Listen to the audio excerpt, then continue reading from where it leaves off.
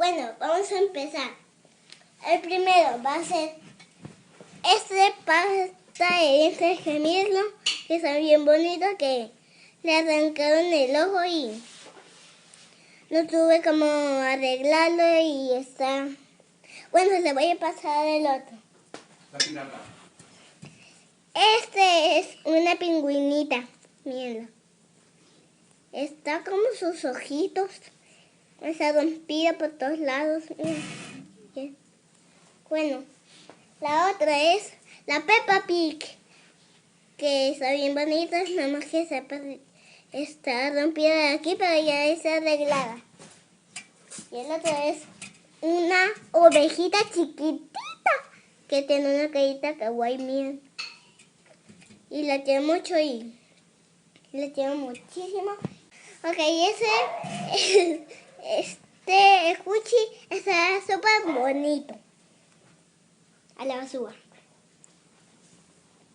Y ese es una dona que está kawaii y está bien bonito, que habla bien rico y me encanta, que un poco más duro y está bien bonito, mírenlo.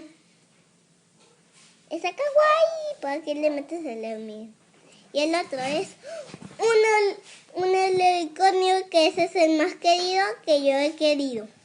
Que su trompita está más chido. A la basura. Y ese es un waffle.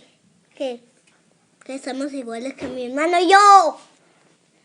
Y ese es muy chido y a la basura también. El otro es este unicornio. Con el bien rico. La perfume, mírenlo. Ya. Y está muy bonito y a la basura. Y el squishy que más me gusta es